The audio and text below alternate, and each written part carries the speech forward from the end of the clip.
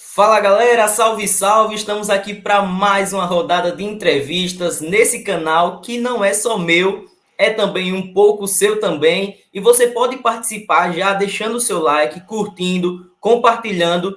E eu devo dizer a vocês que o convidado desta noite, dessa rodada, é uma das pessoas mais polêmicas da internet, amada por muita gente, odiada também por muita gente, amado por calvinistas, odiado por calvinistas e só odiado por arminianos, viu? Não tem nem como dizer que é amado por arminianos, que não tem como. Mas já chamo para cá, para essa roda de conversas, meu querido pastor Walter Regiane. Seja muito bem-vindo, pastor. A casa é sua, fique muito à vontade. Uma alegria para mim participar dessa live, desse programa, né? E é sempre uma alegria a gente falar do Evangelho, né? Esse é nosso objetivo, falar do Evangelho. E todas as vezes que a gente vai falar do Evangelho, a gente precisa pensar assim: como é que Cristo pode ser engrandecido ao eu compartilhar o Evangelho? Porque tem muita gente. Bom, depois a gente fala. É justamente isso que disse, se eu não me engano, é o catecismo de. Eu não sei qual é o catecismo, não sei se é o Westminster que fala que o fim último do homem é esse, né? Glorificar a Deus, né? É Gozá-lo a para primeira pergunta, sempre. é a primeira pergunta do Catecismo de Westminster. E, e, Qual a finalidade do homem? Glorificar a Deus e alegrar-se nele para sempre. e isso é maravilhoso, e esse é o nosso objetivo aqui. Eu sempre falo para minha esposa dos convidados que eu vou trazer, quando eu falei que era o senhor, que ela foi maratonar os vídeos seus, ela já me preparou um chazinho de camomila, que é para eu me acalmar, porque eu sei que a coisa vai ser pesada. Mas antes da gente falar, pastor, desse assunto maravilhoso que é o Evangelho, as doutrinas da graça, queria que o senhor me contasse um pouco da sua história, como foi o seu contato com a fé cristã, com Jesus, como foi sua conversão. Então, na realidade, ah, meu pai ele veio de uma família católica, a minha mãe de uma família espírita, kardecista. Eles se conheceram na igreja porque a minha mãe foi convidada por uma amiga para ir na igreja, eles se conheceram lá e ela acabou recebendo o evangelho. Então, antes deles se casarem, os dois já eram evangélicos, batistas, né? Aquela época, mesmo na época que eu nasci, você falar em igreja evangélica e falar em igreja batista é completamente. Não tem nada a ver com o que as igrejas são hoje, né? Mas isso não é motivo da nossa conversa. Então, quando eu nasci, eles já eram evangélicos, então eu nasci na igreja evangélica. E isso há décadas atrás, 60 anos atrás, 50 anos atrás, você ser crente era você fazer um monte de coisa, não fazer um monte de coisa e se batizar. Então é isso que você aprendia. E eu aprendi. Legalismo. É um fundamentalismo, né? Sim, boas ações, tal. E daí eu fiquei todo assim, sempre fui envolvido com a igreja e eu já era pastor já quando eu passei por uma crise muito grande, familiar e pessoal. Um dia eu estava zapeando no YouTube e eu não sei qual foi a palavra que eu digitei e começou a aparecer uns vídeos do Spurgeon, que foram editados Maravilhoso. pelo José Marbessa. E para mim aquilo lá foi uma coisa extraordinária. Foi ali, na realidade, que eu conheci o verdadeiro evangelho. Foi uma E flechada no coração. isso foi no final de 2010. E eu não conhecia ninguém que conhecia aquelas coisas, porque nunca ninguém tinha me falado. Para gente, calvinismo era coisa de presbiteriano e que acreditava na predestinação só. Só isso. Nada. E para mim aquilo foi fantástico. E eu sou uma pessoa que eu sou muito passional, sabe assim? Eu sou muito emocional. Então, não pede para eu ficar neutro que você não vai não vai contar comigo. Então, se eu abraço uma causa, então a minha primeira decepção foi quando eu comecei a conviver com pregadores conhecidos, reformados, e eu, assim, com aquela ânsia de ensinar o, as doutrinas da graça e tal, e combater o arminianismo. Não, arminianismo é só um erro, não é tudo isso aí, não. E pá, pá, pá, pá. Então, esse foi o impacto que eu tive desde o começo. Digamos assim, eu esperava que todos eles que conheciam as doutrinas da graça tivessem a mesma pegada que eu estava lá. E eu percebi que não era nada daquilo. E Então, eu quero te fazer uma pergunta nesse meio tempo para o senhor continuar. Tem uma coisa que o senhor fala muito que o pessoal quer saber o que é. Que negócio é esse de passapanistas que o senhor fala com muita frequência? então, isso aí é derivado do tal do passapano. Então, essas coisas aí, elas aparecem assim sem eu.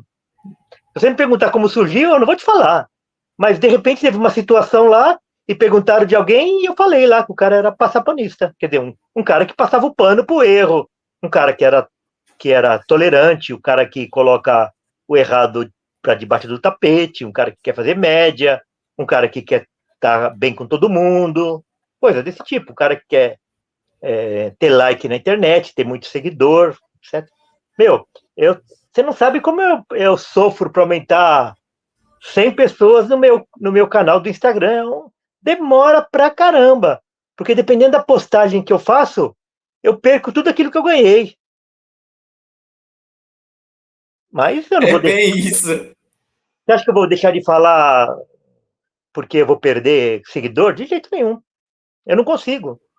Eu Mas é prefiro no a morte. caso, no caso o senhor, quando foi ordenado pastor, o senhor era arminiano e depois que o senhor passa a ser calvinista? Eu não era nada, né? Porque, quer dizer, se você fosse perguntar, eu era arminiano, mas nem sabia o que era isso. Não, isso não se falava. Eu vim descobrir que eu era arminiano. Quer dizer, era um arminianismo misturado com calvinismo, porque o batista em si, ele não acredita na perda da salvação, mas ele acredita no livre-arbítrio, ele acredita na expiação universal, na chamada resistível.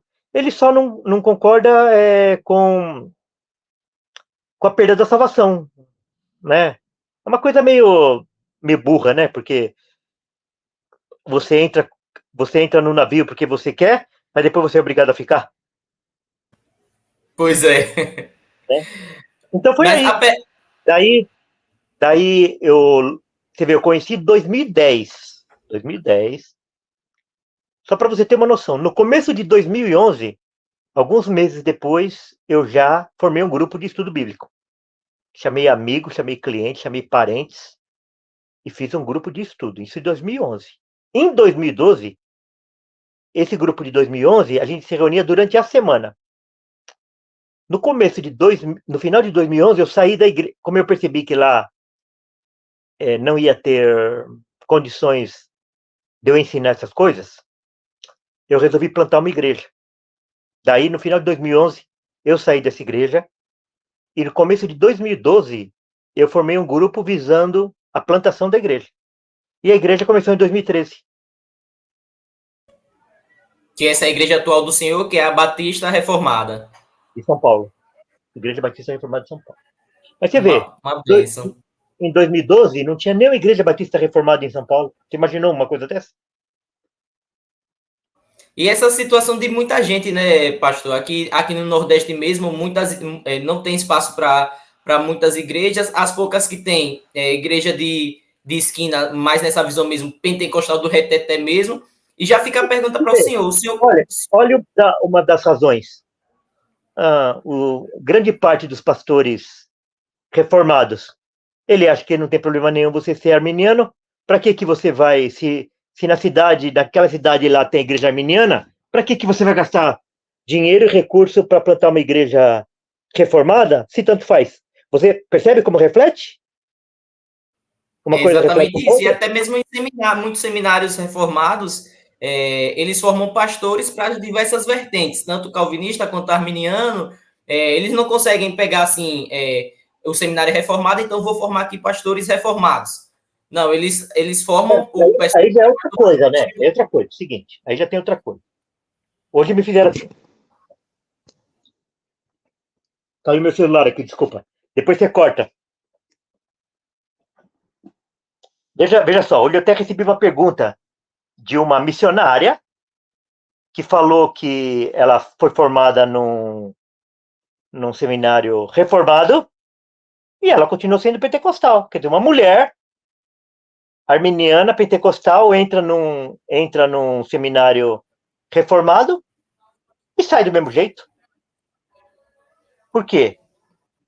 Porque o seminário é passapanista, os professores são passapanistas, e eles têm interesse em tudo quanto é aluno, e eles não vão entrar nessa bola dividida para não perder aluno. É lamentável. É lamentável. Eles visam mais o ganho financeiro.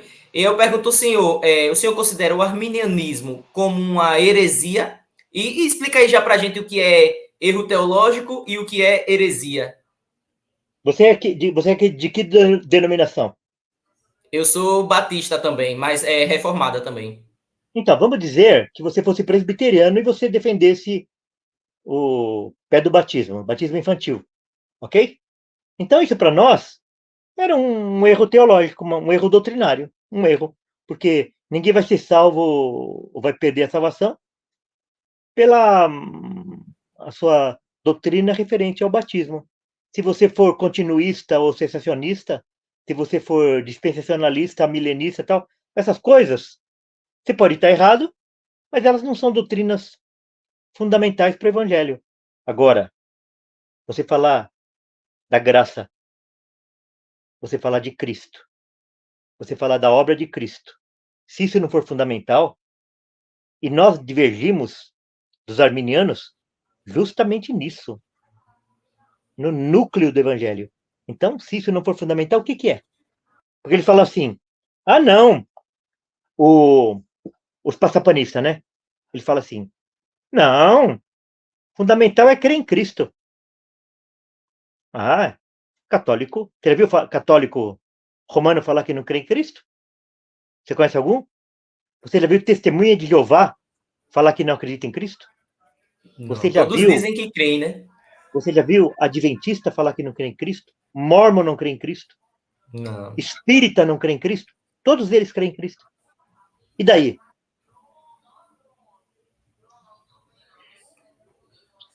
Até o Eu que diabo deveria ter, eu que crê em deveria ter Cristo, né? partido chá de camomila, viu? Mas aí Não, nesse. olha, viu? Toda vez que eu falo nesse assunto, me sobe o tanque. É porque Porque a gente vê o trabalho a obra de Cristo e a gente sente a sensação de que isso está sendo banalizado. vilipendiado. Pronto, Vilipendiado. essa é a Então, o palavra. arminianismo, o arminianismo, ele vilipendia a obra de Cristo, e os passapanistas falam assim: ah, não, isso não é fundamental. Aí, nesse sentido, pastor, a gente então, o senhor, no caso, não considera os irmãos pentecostais como irmãos, no caso, Então, essa é ou uma eles boa podem ser pergunta. considerados? Essa é uma boa pergunta. Depende. Você tem que conversar com a pessoa. Então, na hora que você vai conversar com a pessoa, ele acredita na obra perfeita de Cristo. Ele acredita que Cristo morreu por ele. Ele acredita que ele não tem participação nenhuma na salvação. Ele acredita que ele não tem mérito nenhum. Ele é um salvo. Embora ele, ele pode ter as suas confusões, ele pode estar num ambiente confuso.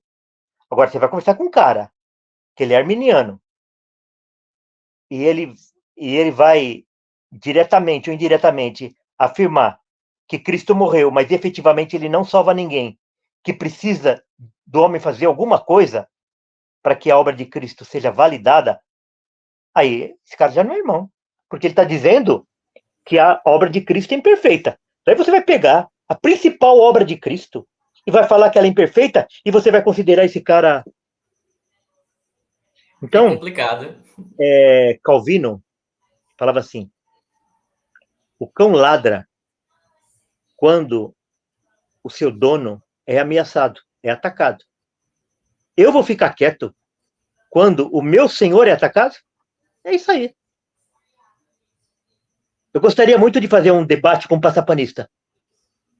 Eu vi que o Mas, senhor fez muitos debates aí, que inclusive o senhor soltou uns cortes bem bons no seu Instagram, que o pessoal fica assim, tipo, eita, me ajude, como é que eu faço aqui agora?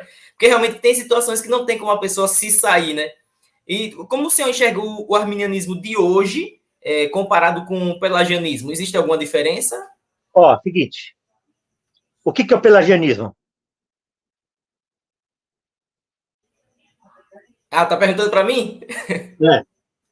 Ah, não, pastor, aí eu não tenho propriedade para falar, não, aí é com o senhor. Não, para Pelágio, Pelágio debateu com Agostinho, né? Agostinho acreditava na total depravação. Pelágio não acreditava na total depravação. Pelágio falou que a morte de Cristo, ela serviu para pagar o pecado de Adão.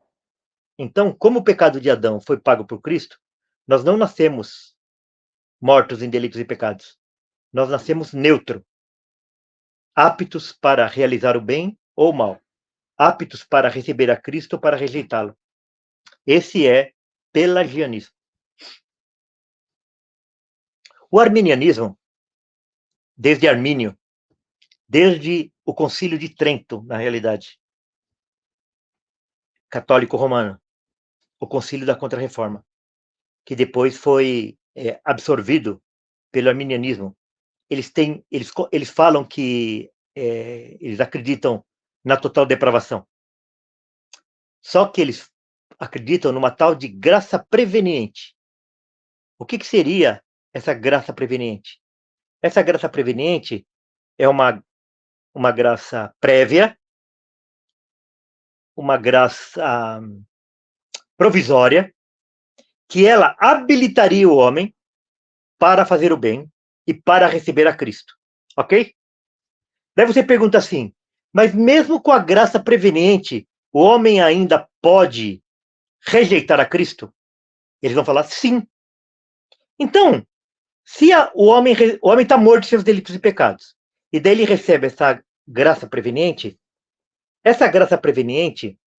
está habilitando o homem para quê? Para receber ou para rejeitar, ou para fazer o bem ou para fazer o mal. Então, que diferença há entre o arminianismo com essa graça preveniente e o pelagianismo? No frigir dos ovos, em última instância, nenhuma.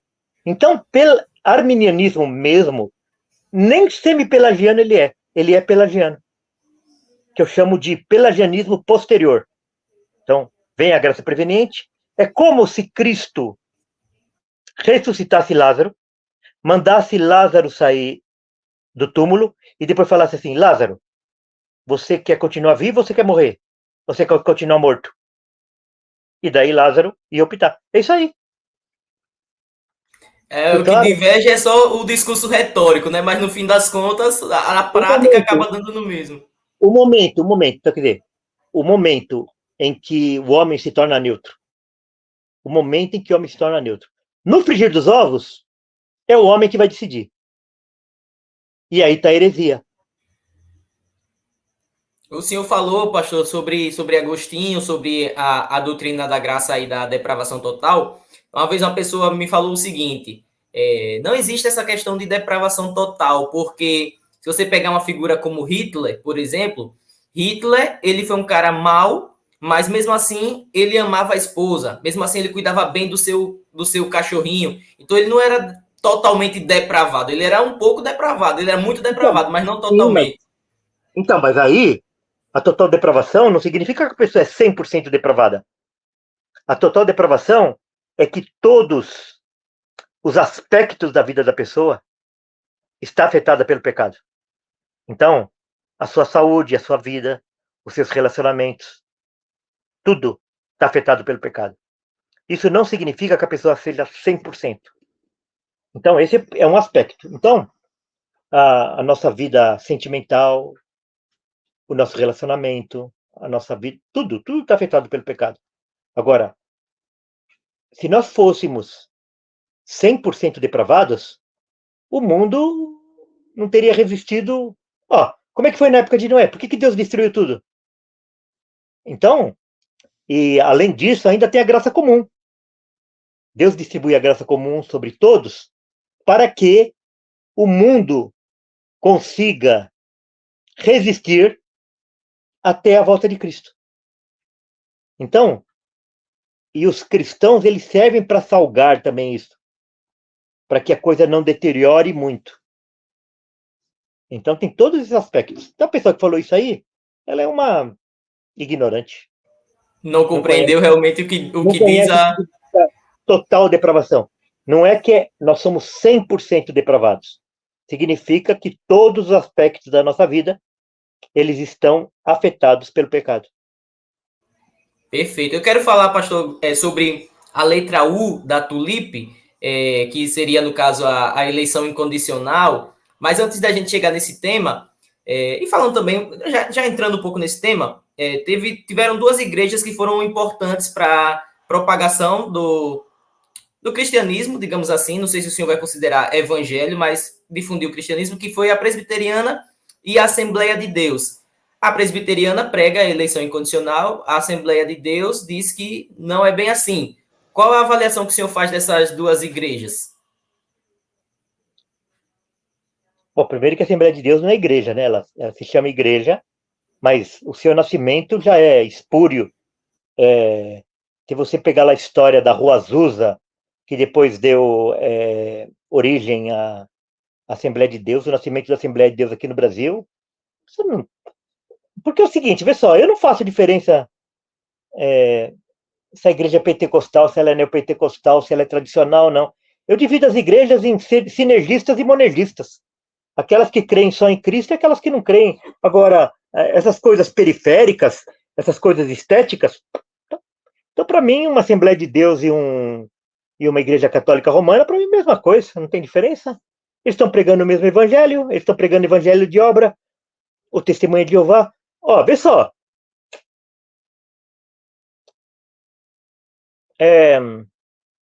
No que eles diferem? Além da estética e do vocabulário. Eles só divergem naquilo que o homem precisa fazer. Se você perguntar para um católico romano o que ele precisa fazer, ele vai te dar uma relação de coisas que você precisa fazer. Se você perguntar para um arminiano, ele vai te dar uma relação de coisas que você precisa fazer. Não faz diferença. Se você perguntar para um metodista, adventista, mormon, ele vai te dar uma relação de coisas que você precisa fazer. Se você perguntar para o adventista, ele vai te dar uma relação. E a questão é que essa relação, seja pequena ou seja grande, ela está vilipendiando a morte de Cristo. Está colocando algo podre naquilo que Cristo fez. Está colocando trapos de imundícia em cima de um tecido branco como a neve. Essa é a questão. Muita gente acredita até que existe.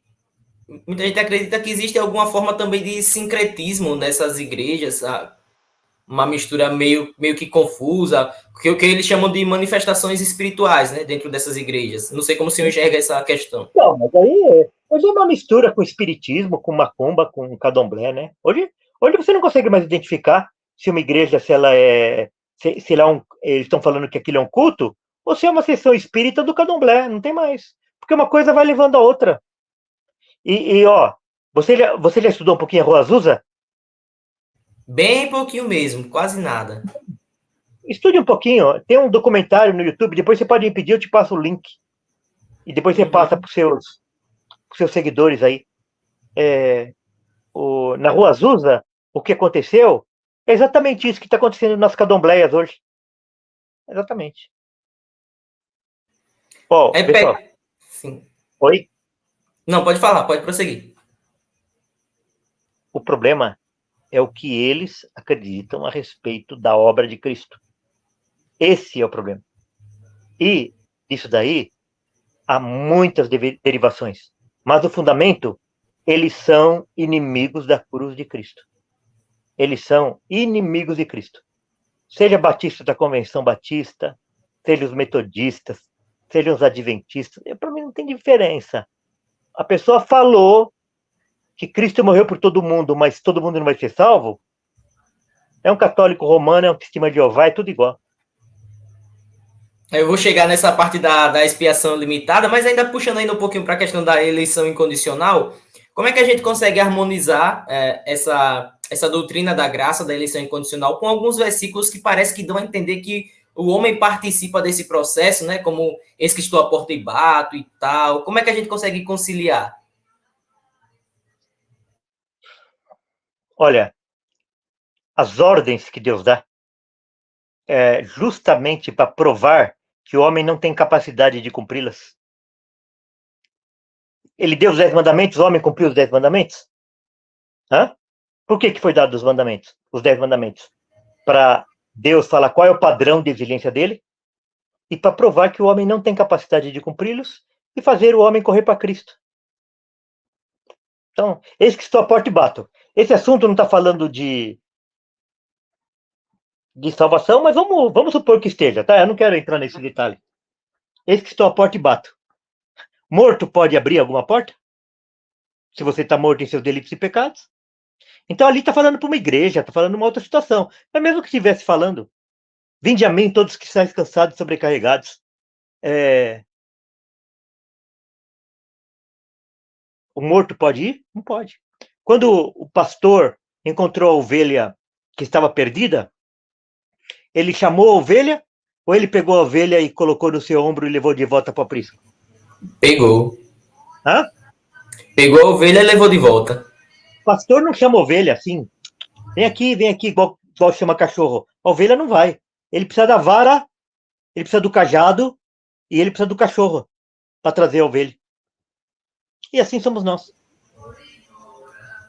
Então, a eleição é incondicional. Por que ela é incondicional? Porque todos os homens são iguais. Todos os homens estavam mortos em seus delitos e pecados. Todos. Então, o que é inteligente? Ou você acredita que Deus escolheu todo mundo, daí você é universalista, ou você acredita que ele escolheu alguns por alguns critérios que nós desconhecemos, mas que o critério não está em nós. Por quê? Opa, na melhor parte, acho que o pastor saiu. Deixa eu tentar reconectar ele aqui de novo.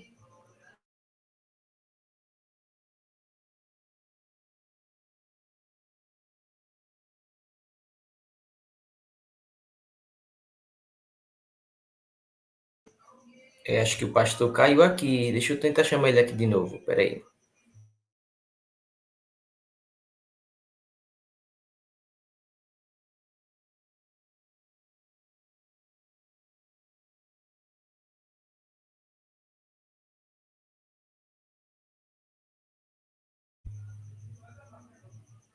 Acho que voltou.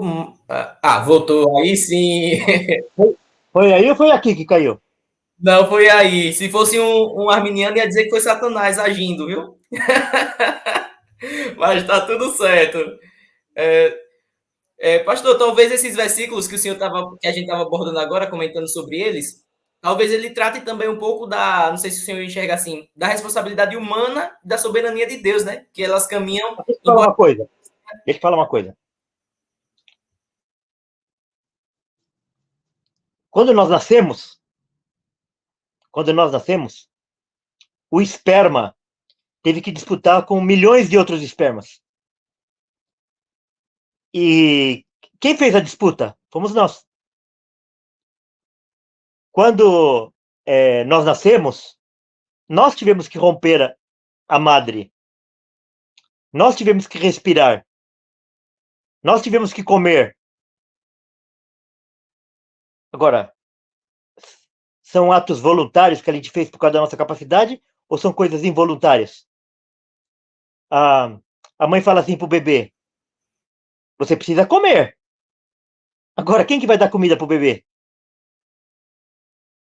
Você precisa tomar banho. Você precisa tomar remédio. Você precisa ir no médico. A mãe não fala isso? Você precisa trocar de roupa. Não fala isso pro bebê? Agora, quem é que Sim, faz? Quem é que faz? A ela mãe. própria. Então, É assim, é assim. Nós precisamos ter fé. Isso é o que muita gente se confunde, né? Muita gente diz que os calvinistas não pregam a vida em santidade porque acha que a pessoa, já estou eleito mesmo, então vou viver de forma banal. Isso daí é não entender o que realmente diz o calvinismo, né? Porque nós somos eleitos para sermos conformes à imagem de Cristo. A eleição é para isso. Uma das coisas, pastor, que deixa o pessoal irritado também é quando a gente diz que Cristo ele não morreu por todos, né? Eles afirmam que Cristo morreu por todos, não para salvar eficazmente a todos, mas para possibilitar a salvação. Como é que o senhor explica essa questão para... Vilipendiar a morte de Cristo, vilipendiar o sacrifício de Cristo, vilipendiar a Cristo. Esse é o problema. Por detrás disso, tem uma luta de Satanás para desmerecer a obra de Cristo. Isso é do diabo, isso é satânico. E você quer que a gente trata isso? Não, tem não. Só na pancada mesmo. É por isso que o senhor é tão contundente, né, com as coisas.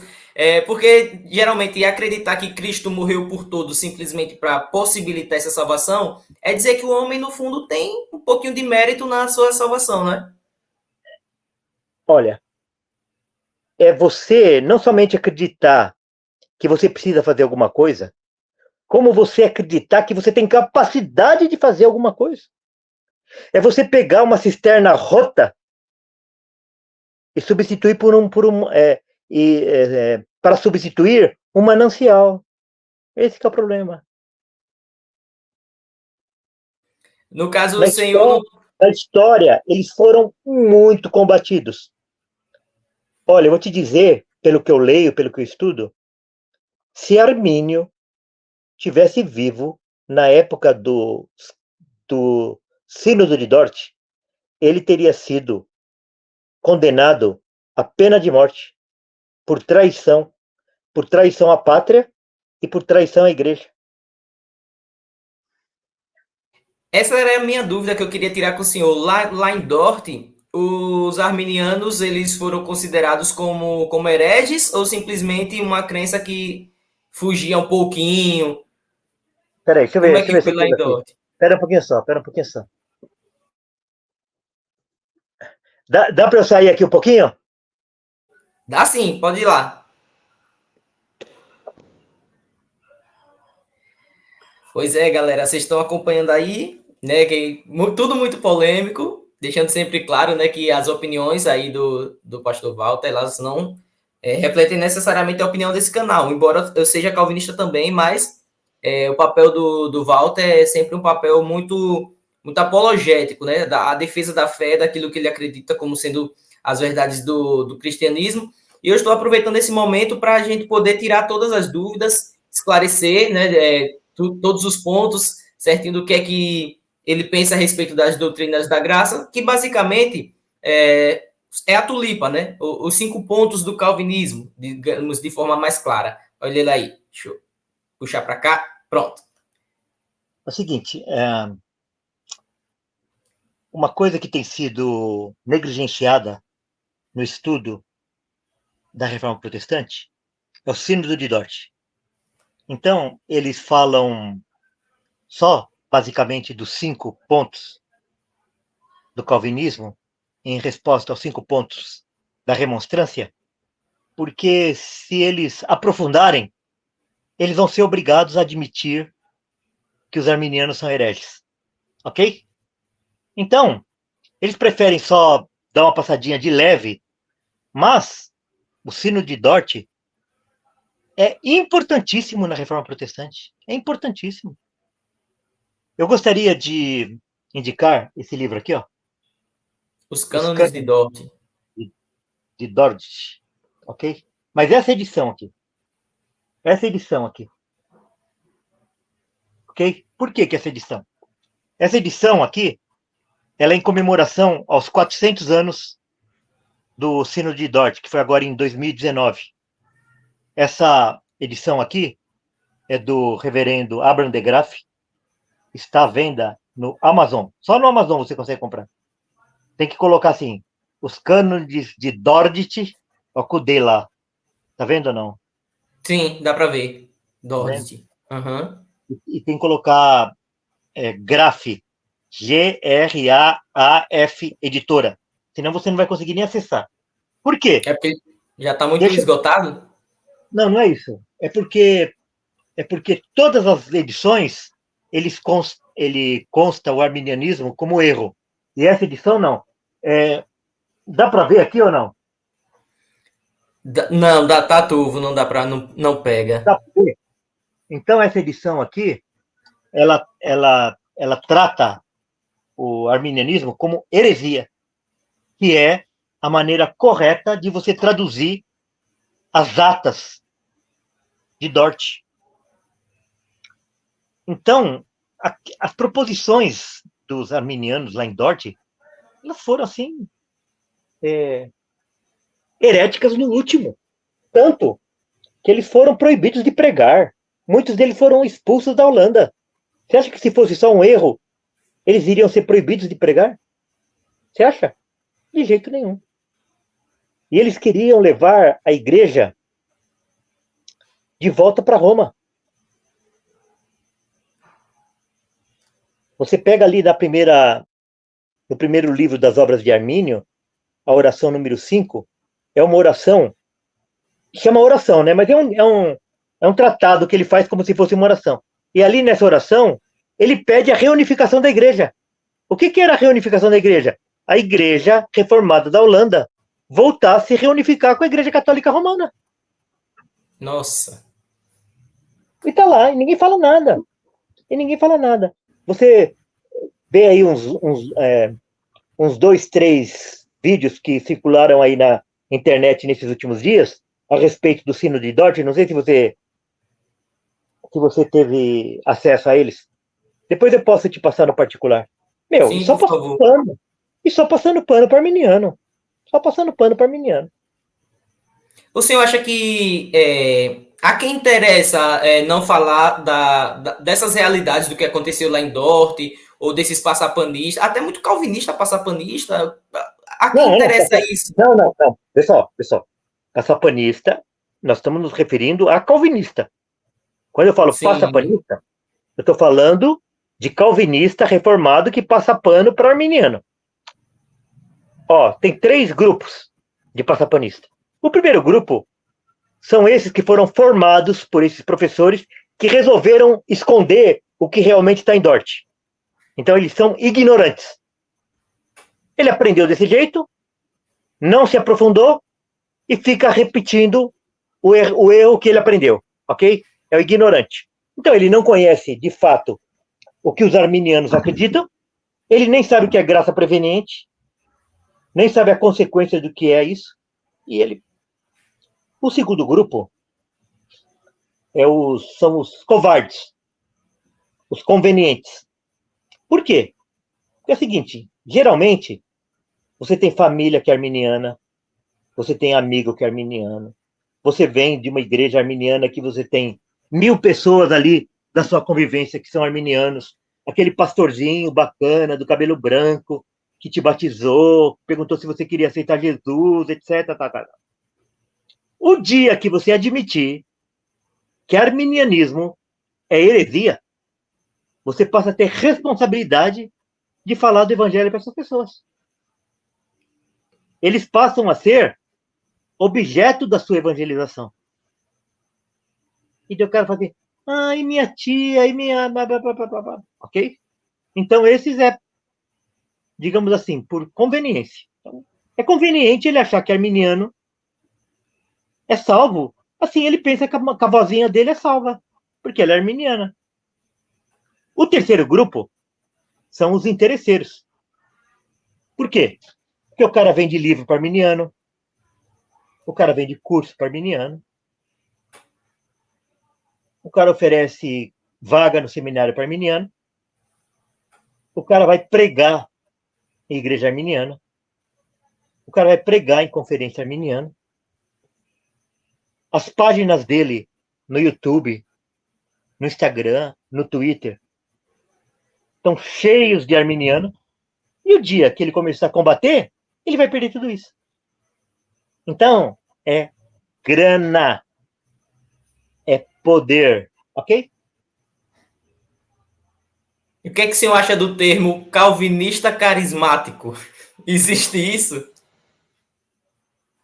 Ó, seria, na realidade, isso daí seria o pentecostal reformado, né? É possível isso? Então, ó, eu, por exemplo, assim, eu já conversei com o pessoal lá da Igreja Nova Vida, lá do McAllister, do Bispo Sim. McAllister. Eles são Uhum. reformados. A soteriologia deles é reformada.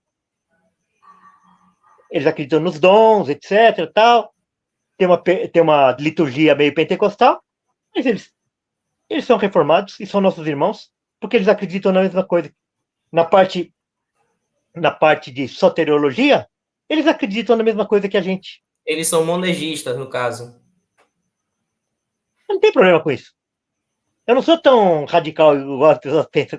Eu vou dizer uma coisa, o senhor é até dócil, viu? Quem diria? O pastor Walter é até dócil. Muita gente diz, não, o pastor Walter vai quebrar pau lá, que nada, pastor Walter é homem manso. Não. É, as pessoas lá na igreja me amam, as crianças me amam, todo mundo. Que isso? Pastor, passando para o próximo ponto, queria falar um pouco sobre, antes de chegar, na verdade, na graça irresistível, para os arminianos existe um processo fundamental do derramar da graça de Deus, posso dizer assim, que vai convencer ou não o homem do seu pecado, que seria, no caso, os apelos que são feitos em culto. O que é que o senhor acha dessa prática? O senhor realiza também na sua igreja os chamados apelos? Claro que não. Isso aí é coisa do Charles Finney, viu? Deixa eu falar uma coisa. A Revolução Francesa, igualdade, fraternidade. Como que é? Igualdade, fraternidade e Liberdade. liberdade. Junto com o humanismo, elas, elas causaram uma deturpação na interpretação das escrituras. Os leitores originais das escrituras, eles não tinham a mínima dificuldade em saber o que significava Senhor. O que significava o Senhor chamar. Hoje, por causa da democracia, por causa da Revolução Francesa e por causa do humanismo, o chamar é um sinônimo de convite. E não é. O chamar, nas escrituras, o Senhor chamando, é um sinônimo de intimação. Se você não vier, eu vou te mandar buscar. Entendeu? Então, quando a Bíblia fala Senhor, não é o patrão. Não é sinônimo de patrão. O servo não é sinônimo de empregado. Lá é sinônimo de dono e de coisa, e de objeto, de possuidor. Então, é impensável para aquela cultura e naquela época, ou numa cultura onde há o imperador, mesmo aqui, se você receber uma intimação da polícia, da delegacia de polícia da sua cidade, e você não for, o que vai acontecer? Eles vêm aqui. Ele vai buscar. Então, o problema é que para passar a imagem de um Deus amoroso, de um Deus bonzinho, de um Deus banana de pijama, etc., eles transformaram a invocação, a vocação, o chamado de Deus, o chamamento de Deus, a um convite, não é convite. Paulo, quando vai escrever para Timóteo, fala assim: nós somos salvos e chamados com uma santa vocação. O que é uma santa vocação? É um chamado perfeito. Lá na parábola da grande ceia, o Senhor manda convidar. E quando ele convida, ninguém vem.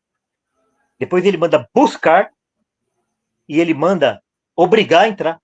Esse é, E é tão o, simples. esse, Esse As coisas, apelo às vezes também dá a ideia de que Jesus é um coitadinho, né? Se eu tenho essa impressão também, que fica lá adulando, adulando, adulando. ó, é tudo, por detrás de tudo, tem a história de que nós precisamos vilipendiar a Cristo.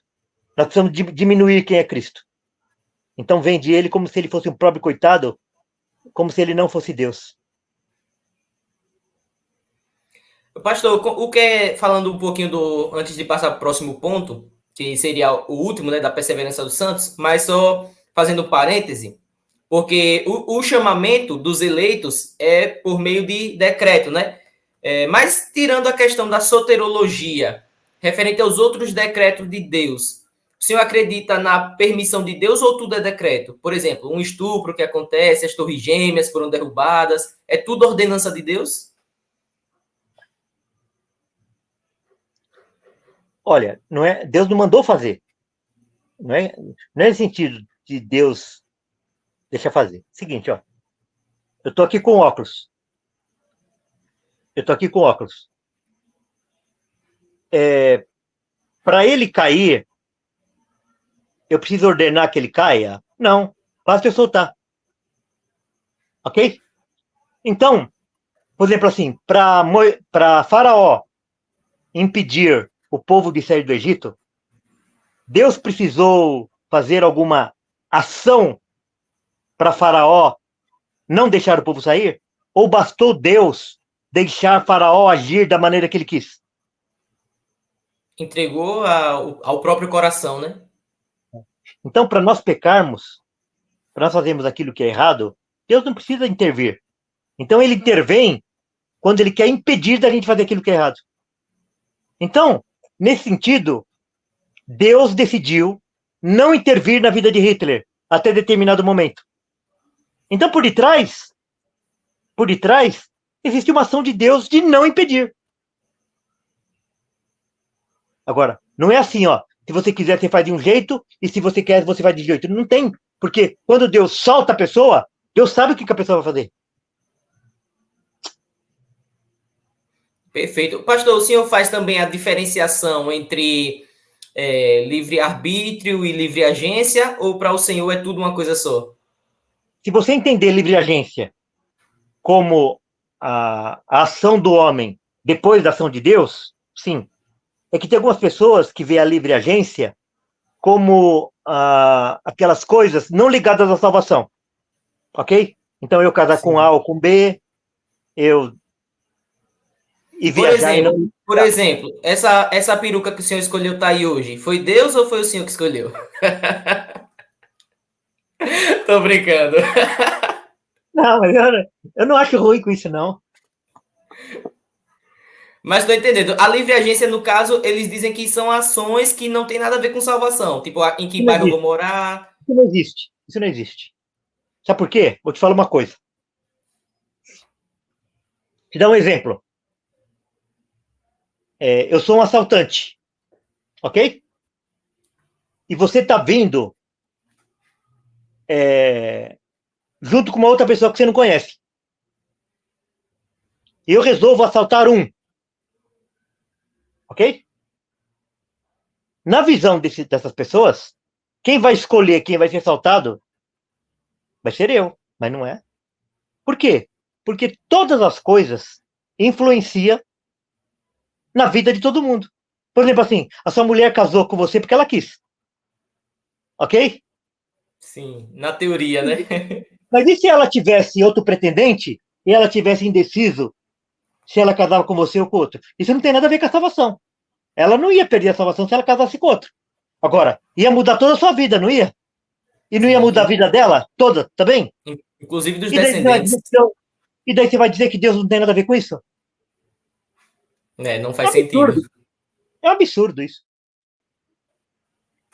Deus está por detrás. É, Deus é que inclina o coração. eu tenho para mim que Deus ele tá por trás até dos mínimos detalhes, onde cada. Posso estar exagerando, mas é como eu penso, onde cada pingo de chuva vai cair, Deus está por Tudo, trás de tudo isso aí. tudo. Eu tive em 2010, eu fui em Israel, eu fui lá no deserto de Qumran, onde tem a caverna de Adulão. E quando Davi se refugiou lá, tinha água, não tinha? Sim. Tinha um ribeiro lá. O guia falou que para aquela água chegar, demora 400 anos. Porque tem que chover lá no norte. Tem que chover lá no norte. A água, ela penetra nas rochas, que elas parecem ser impermeáveis, e ela demora 400 anos para ir lá do norte de Israel até onde tem o deserto de Qumran. Então, para que tivesse água naquele dia que Davi tomou água lá no ribeiro, Deus já programou que ia chover 400 anos antes. Então a data foi tudo calculada certinho por Deus para Davi estar ali. Ou seja, o cálculo foi feito antes, 400 anos antes, visando a data que Davi estaria ali, né? Exatamente. Cara, incrível os planos de Deus. Aí tem gente que acha que isso é Deus subjugando o Ó, povo, sendo pessoal, pessoal, ditatorial. pessoal, esse negócio de essa tal dessa livre agência, essa historinha, é sempre você querer dar uma amenizada nos atributos de Deus. Até a própria o infralapsarianismo também, para você querer justificar que as coisas, o mal não foi Deus. Não me preocupo com essas coisas, não. Eu não tenho dificuldade nenhuma. Falando do próximo ponto, pastor, e é o último ponto dos 5 do calvinismo, que seria a guarda dos santos, né? Perseverança dos santos. Os arminianos costumam dizer que Deus tem um livro da vida, e tem mesmo, que a Bíblia fala, mas eles costumam dizer que se você peca, Deus vai lá e risca o seu nome. Já para os reformados, os monergistas, calvinistas, diz que uma vez salvo, salvo para sempre. Como é que funciona essa questão? Ué, a salvação, o que é? A salvação é, é uma situação que a salvação ela tem várias etapas. A salvação ela tem várias etapas. E se falta uma das etapas da salvação, não há salvação. Então não tem salvação. Então, esse negócio de uma vez salvo, salvo para sempre, lógico, porque são as coisas interligadas. Então, nós somos salvos na eleição, nós somos salvos na morte de Cristo, nós somos salvos no nosso chamado, nós somos salvos na nossa perseverança, nós somos salvos na glorificação. Se faltar um desses itens, eu vou te falar. Seguinte, você adota uma criança, que idade você tem? Eu tenho 29. Tá. Se você for adotar uma criança, você não pode depois chegar lá e devolver a criança. A adoção é definitiva. Então, não adianta você falar que a criança é chorona. Não adianta você falar que a criança é mentirosa. Você vai ficar com a criança, você adotou. Agora, se o homem, quando ele adota, é definitivo, como que eu vou falar que é adoção de Deus, que ele tem todo o poder de transformar o coração do homem, de guardar o homem, essa adoção é provisória. Isso, olha, você vê, é tudo, o núcleo, a finalidade é sempre a mesma. Assim, Deus é um banana. Deus é Então corrupto. não existe essa de calvinista de 4 pontos, de 3 pontos. Tem que ser De dos jeito 5. nenhum. Ó, tem um estudo muito legal no YouTube que eu também depois você me lembra de passar esses links para você. Sim, vou Isso aí lembrar, é sim. isso aí é amiraldismo. Isso é a heresia também condenada em Dort, chamada amiraldismo, que é o que nós chamamos de calvinista de 4 pontos. Quer dizer, o calvinista de 4 pontos, ele ataca o quê? A obra perfeita de Cristo na cruz. Não existe. Não existe calvinista de 4 pontos.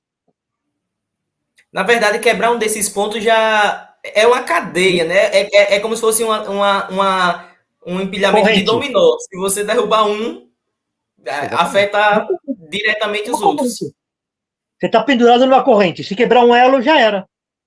Já era, verdade. Pastor, eu quero agradecer demais esse tempo com o Senhor, mas eu não quero me despedir ainda sem fazer três coisas com o Senhor. A primeira é que o senhor apresente aí esse material que o senhor tem. O senhor queria mostrar alguns livros, né? Aconselhar alguns livros. E queria que o senhor dissesse o motivo dessas indicações de livro para o pessoal poder adquirir também. Um foi esse, né? Então, Dos cânones de Dort. a pessoa que vai começar a conhecer as doutrinas reformadas, deixa eu ver aqui. O primeiro livro, além da Bíblia, né, logicamente. A Bíblia, tem duas Bíblias que eu indico, que é a de Genebra, Bíblia de Estudo de Genebra, ou a Bíblia de Fé Reformada da Editora Fiel, ok? Duas A de Bíblias de Genebra eu estudo. já tenho aqui. Então, tá bom. Não precisa ter as duas, porque elas são muito parecidas. O primeiro livro que a pessoa deve ler é esse Nascido Escravo, Sim, do ok? Lutero. É um É, livreto, né? É bem fininho, né? Vira ele assim de lado. Ele é bem fininho, né? é É. porque é um resumo, é um resumo. Uhum. Se a pessoa quiser ler ele inteiro, ela precisa ler aqui o volume 4 das obras de Lutero, chama Debates e Controvérsias, número 2. É o volume 4 das obras de Lutero. Tem o debate completo aí contra Erasmo. Erasmo defendendo o livre-arbítrio. Você vê que coisa. Pelágio defendendo o livre-arbítrio. Erasmo defendendo o livre-arbítrio. Armínio defendendo o livre-arbítrio. Há quem diga que Calvino era. Ou que Armínio era calvinista, né? Ou isso daí Não, é uma não, não. informação Não, não, equivocada? não, não. Não, não, não. Não é isso. Não é isso. Seguinte, Armínio, ele pertencia à Igreja Reformada da Holanda. Hum. Então, tecnicamente, ele era reformado e ele era calvinista porque ele jurou fidelidade às confissões, que era a confissão belga. Isso na teoria. Só que, de fato, quando ele estava no particular e quando ele estava dando aula, ele pregava contrário àquelas coisas. Então, formalmente, ele era da Igreja Reformada e formalmente ele era calvinista. Formalmente. É igual esses pastores que estão aí hoje. O cara fala que ele é da igreja presbiteriana, que ele é reformado, mas o cara é arminiano. Ele fala que ele subscreve a Confissão de Fé Westminster, mas depois vai pregar pelagianismo no púlpito. Arminianismo. É Um livro a muito bom. diferença da prática do discurso, né? Esse daí Os é Atributos do. de Deus, de Pink. Ah, sim, a W. Pink. Sim.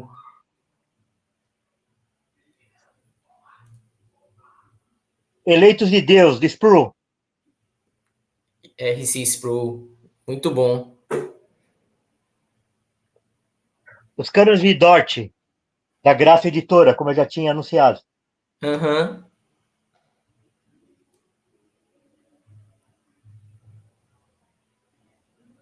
A Confissão de Fé Batista de 1689.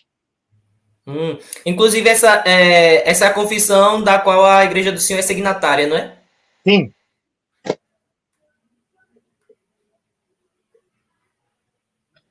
esse é maravilhoso e é obrigatório. Contra o arminianismo e seu ídolo pelagiano livre-arbítrio. E essa é pauleira, viu? Pedrada. E Deus é soberano, do Pink também. Show de bola. Todos esses eu acho que acha na Amazon, né, pastor? Sempre é bom você jogar lá no Google e ver onde que está mais barato. Para quem quer uma leitura mais densa, esse livro aqui é maravilhoso. Vivendo para a Glória de Deus, do Joel Bick, porque ele vai falar da história, ele vai falar de doutrina, e ele vai falar da piedade. Então, é maravilhoso esse livro aqui, Perfeito. ok? Tem ainda uma mais densa ainda que eu acho que o senhor não tem aí, que seria as institutas, né? Que as institutas é a pedrada. Para, um calvinista não vai ter as institutas. Na realidade, eu tenho duas edições. Eu tenho uma antiga, que são só 2 volumes, que eu comprei no sebo, e depois eu ganhei a nova edição. Calvino, como um teólogo, pastor, era um cara espetacular, né? Eu adquiri recentemente o comentário dele de Romanos, né? Que diz, o pessoal fala brincando que Paulo foi o primeiro calvinista da história. E impressionante o nível de acerto para uma pessoa daquele tempo, né? Calvino, impressionante, impressionante demais. Depois de, eu acho que Paulo, Agostinho, Lutero e Calvino são as 4 pessoas mais importantes do cristianismo. São os pais da igreja. Mas, pastor, eu disse que queria fazer 3 coisas. A primeira foi a indicação dos livros, que o senhor já fez, excelente. A segunda, eu quero compartilhar com o senhor o nome de 4 pastores ou teólogos. O senhor vai dizer se o senhor indica ou se não indica e por quê. O primeiro deles é o professor Antônio Neto, professor da Charles Spurgeon. O que é que o senhor tem a dizer sobre ele? Você quer me colocar em situação diferente, difícil, né? Pessoal, Pode optar pelo teologicamente, silêncio. teologicamente e, e, e como didática, nota 10. Olha aí. Agora, como passapanista, 0. Eu sabia que ia vir um mais aí, é bom, mas. O segundo é Pastor Paulo Júnior. Olha, o Paulo Júnior, ele é excelente e ele tem um trabalho tão importante de divulgação do evangelho que muita gente chega ao evangelho e chega nas igrejas reformadas através do trabalho do Paulo Júnior, principalmente junto aos pentecostais. Por causa daquele jeito de lá, os pentecostais se identificam muito. Quando o Paulo Júnior começou, ele nem era reformado, ele era um fundamentalista. E depois é que ele começou a se aprofundar e hoje ele é reformado. Inclusive, a confissão de fé de 1689. Então é um cara que o senhor indica, né? Claro. Eu vi que ele está com um trabalho também excelente com pessoas que são ex-CCB. Sim. Impressionante, maravilhoso. O terceiro que eu quero compartilhar com o senhor é o reverendo Hernandes Dias Lopes. Inclusive, o pessoal quer saber quando é que o senhor vai pregar lá na Pinheiros, hein?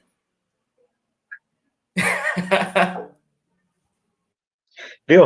É o seguinte, eu não tenho bagagem para pregar na Pinheiros, não. Deixa eu falar uma coisa. Hernandes Dias Lopes, faça o que eu falo, mas não faça o que eu faço.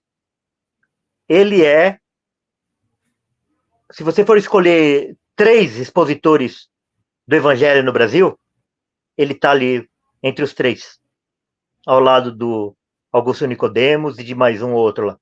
Então, tá. Então isso irreparável. O problema dele é que ele é o reverendo Chuchu. Sabe o que é reverendo Chuchu? Se O adapta chuchu, em tudo que é.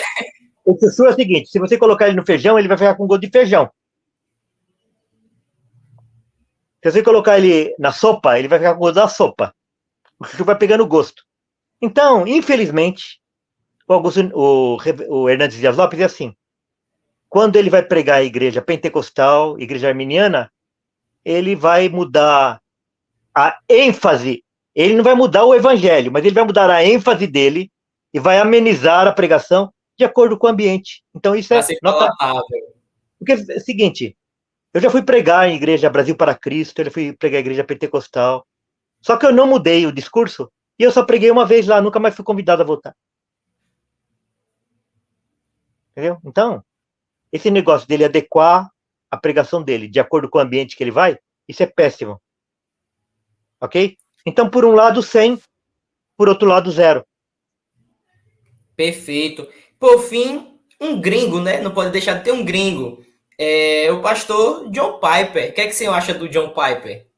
Olha, é o seguinte, a difusão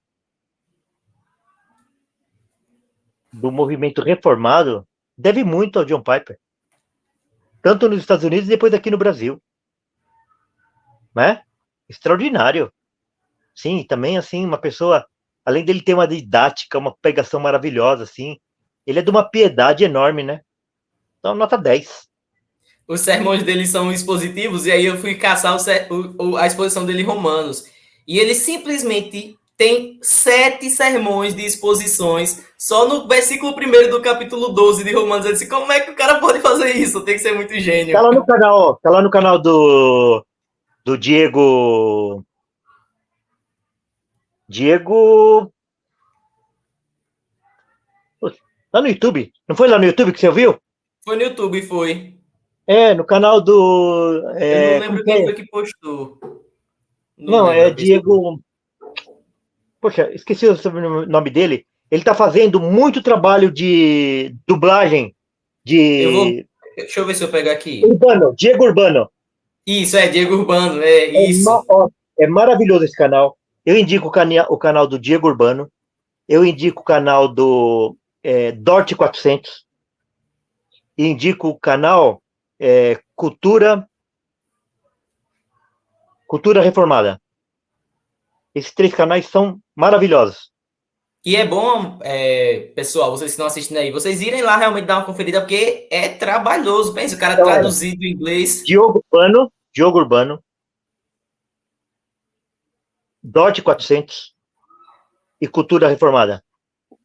Perfeito. Pastor, eu quero agradecer demais o tempo do senhor, a disponibilidade. E siga o meu canal no Instagram. Com certeza, no Instagram, onde tem lá onde você pode mandar caixinha de perguntas e tudo, tirar suas dúvidas. Lá você vai passar raiva, lá você vai pagar essa raiva, você vai se divertir também, porque tem coisa de humor lá. Então. Eu me diverti demais, inclusive, com a caixinha que o senhor falou lá do livro de Harry Potter. foi genial. Então, pessoal, sigam lá o Pastor Walter. Aquelas coisas lá são todas improvisadas, assim. Elas... É bem espontâneo, é bem legal. Mas, pastor, eu agradeço demais. Eu sei que a vida do senhor é muito corrida, pastor de igreja, mas se eu conseguir um tempinho aqui para... Não deixa de ser, né? A pregação do evangelho. E claro. Aqui no Nordeste, pastor, precisa demais. Quando eu pensei no nome do Senhor, eu já estava avisando já justamente isso, para que esse evangelho fosse mais difundido. Mas aí eu não quero, eu disse que eram 3 coisas, né? Eu não quero deixar que o Senhor vá sem que o Senhor desse uma palavra para os nossos bisnetos, né? Quando nós já estivermos na glória, qual a mensagem que o Senhor deixa para eles?